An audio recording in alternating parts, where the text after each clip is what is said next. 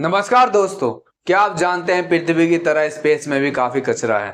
दरअसल ये कचरा प्लास्टिक का नहीं बल्कि सैटेलाइट, स्पेसक्राफ्ट, रॉकेट आदि का है। ये पृथ्वी के जाने के बाद अंतरिक्ष में एक समय के बाद कचरे का रूप ले लेता है। ये कचरा आने वाले समय में बहुत बड़ी दिक्कत बन सकता है। तो आइए सबसे पहले जान लेते हैं कि ये अंतरिक्ष कचरा क्या है। पृथ्वी की ऑर्बिट में भेजे जाने वाले कई मानव निर्मित उपग्रह वही नष्ट हो जाते हैं और छोटे छोटे टुकड़ों के रूप में पृथ्वी के ऑर्बिट में घूमते रहते हैं।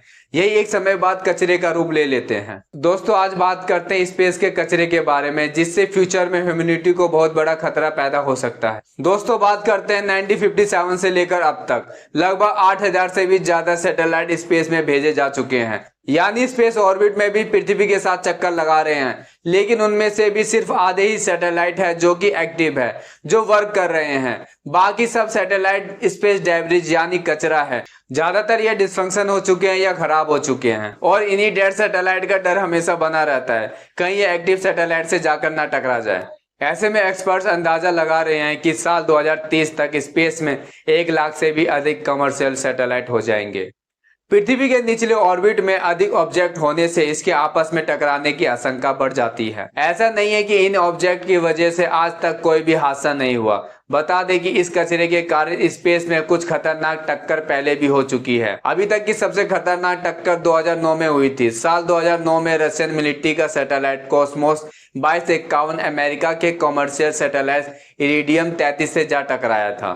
यह ब्लास्ट साइबेरिया की धरती से 776 किलोमीटर ऊपर हुआ था और इस टक्कर में दोनों ही सैटेलाइट चकनाचूर हो गए थे। बता दें, टक्कर की वजह से लगभग 2000 से भी ज्यादा टुकड़े पैदा हुए।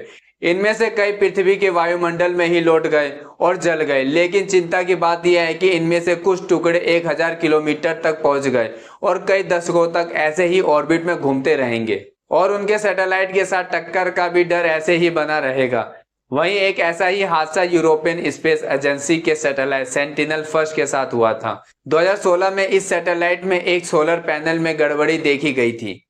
बाद में पता चला है कि ये स्पेस जंग का 1 मिलीमीटर का टुकड़ा है जो इसके पैनल से टकरा गया था। इस वजह से यह हादसा हुआ था। इसलिए एक छोटी सी भी टक्कर ओरिजिनल ऑर्बिट के मुकाबले 100 गुना से भी ज्यादा मलबा पैदा कर सकता है। एक बार इसी तरह 1986 में कई यूरोपियन देशों ने फ्रांस के साथ मिलकर रॉकेट एरियन फर्स्ट लॉन्च किया था। इसका सेकंड स्टेज एकदम से फट गया था। इसका टक्कर से अभी तक का सबसे बड़ा मलबा बना है। ये स्पेस डेब्रिज जो हमारे अर्थ के लोअर ऑर्बिट में बिल्कुल फ्रीली घूम रहे हैं, वो भी 20,000 से 25,000 किलोमीटर प्रति घंटा की स्पीड से। एक एस्ट्रोफिजिस्ट ने 1978 में एक ऐसा ही ब्लास्ट देखा था। इसके बाद इस तरह की घटना को कैंसर सिंड्रोम का नाम दिया गया था। उन्होंने कहा था कि यदि स्पेस में इसी तरह का टक्कर होता रहा तो वहां मलबा का भंडार लग जाएगा। सिचुएशन ऐसी बन जाएगी कि पृथ्वी के सबसे निचले वायुमंडल में टुकड़े ही टुकड़े भर जाएंगे।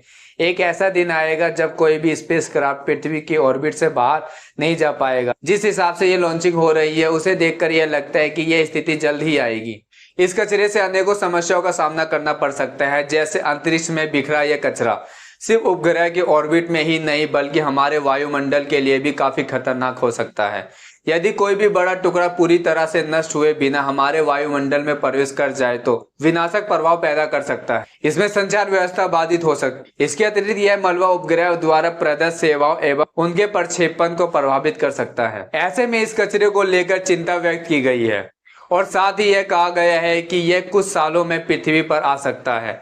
इसलिए दोस्तों, इस क्राइसिस को रोकने के समाधान करने होंगे। इसके ऊपर सभी देशों को आपस में मिलकर काम करना होगा। मैं अपनी बातों को यहीं समाप्त करता हूं। तब तक के लिए नमस्कार, जय हिंद।